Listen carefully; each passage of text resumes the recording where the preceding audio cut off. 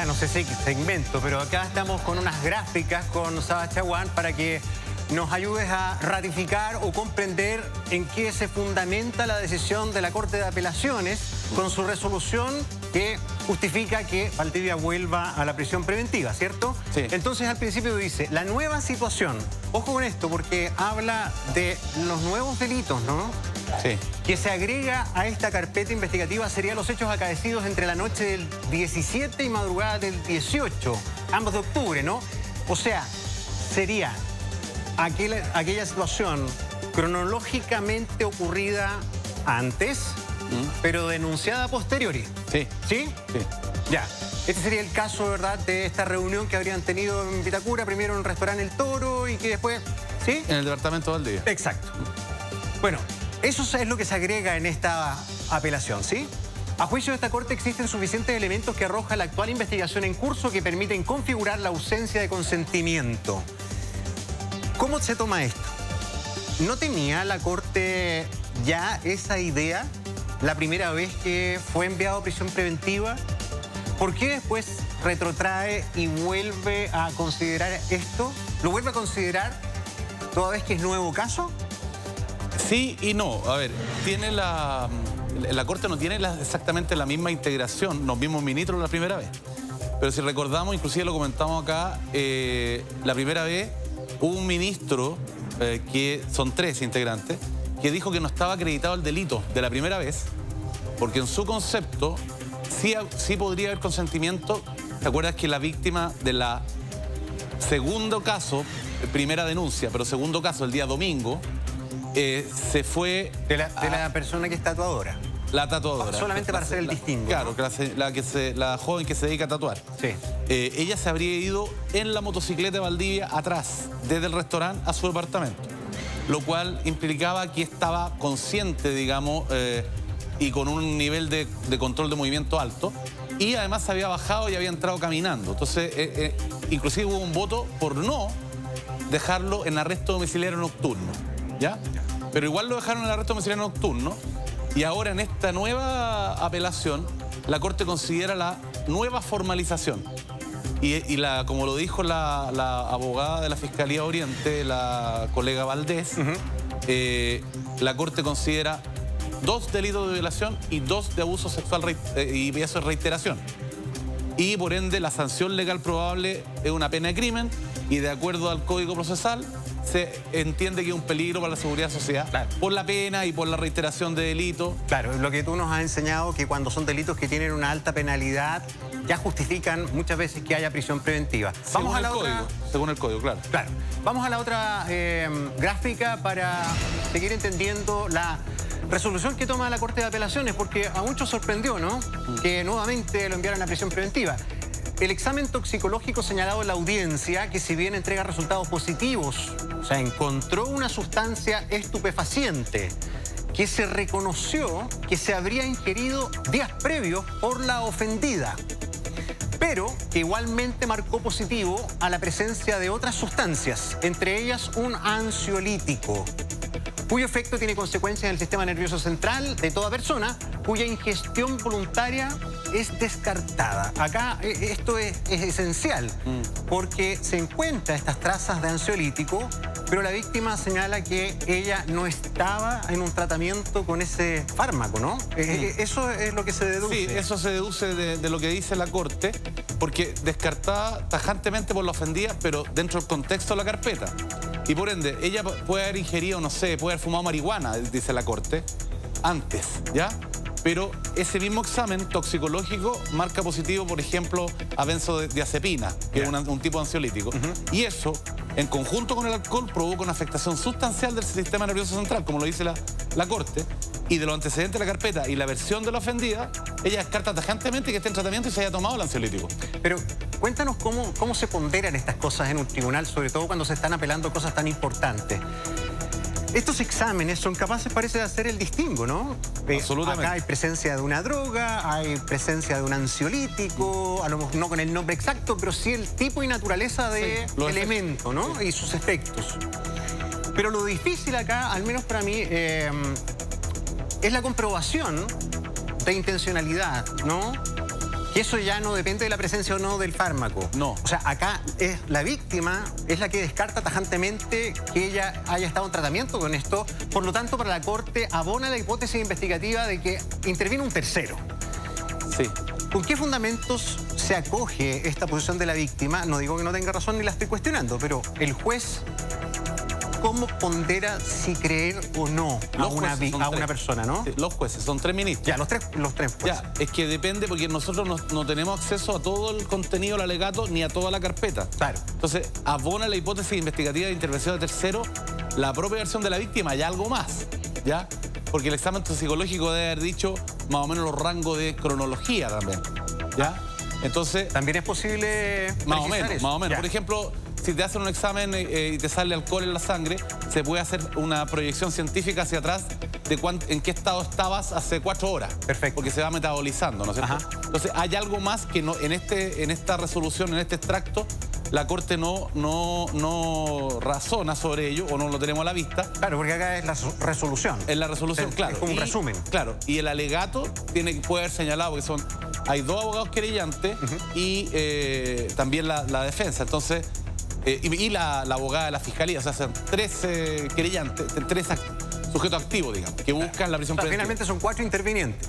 4 intervinientes. ¿Cierto? Sí, claro. Ya, sigamos con la siguiente gráfica. Es bien interesante esto, más allá del caso en sí, sino que cómo nosotros podemos también apreciar cómo son estos procedimientos, porque a veces uno queda con la sensación que te toca un juez con una visión de las cosas y está sonado, porque es el juez garantista o es el juez duro.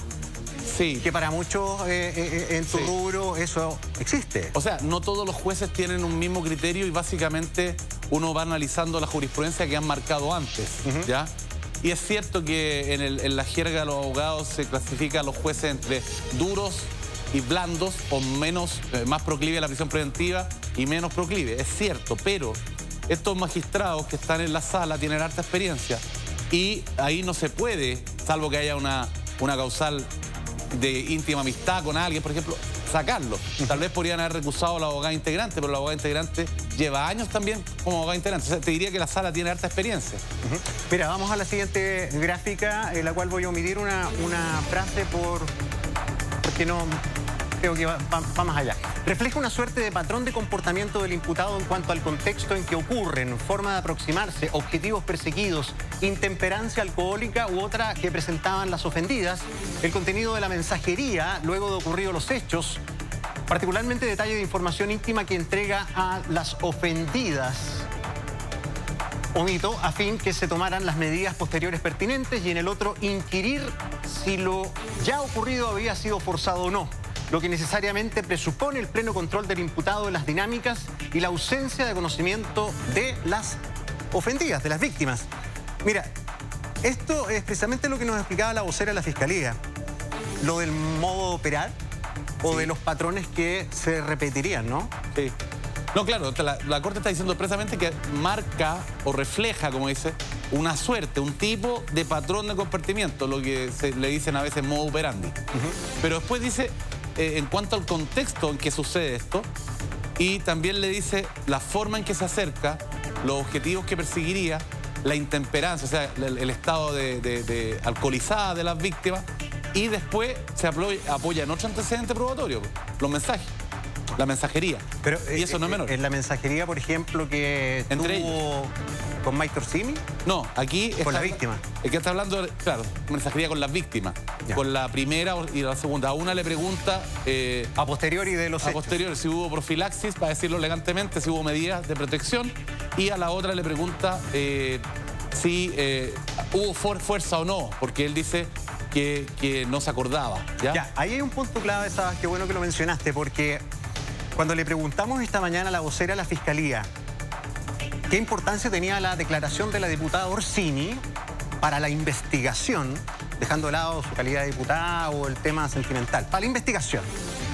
Y la vocera dijo que era súper importante, porque justamente por lo que tú señalas, de que Valdivia habría dicho en algún momento que él no estaba al tanto ni consciente de lo que había pasado, la descripción que hace Orsini, por los mensajes que le escribía, intercambiaba con Valdivia a esa misma hora, es que Jorge en su mensaje era muy coherente que no se veía errático en sus palabras ni cómo hilvanaba las frases.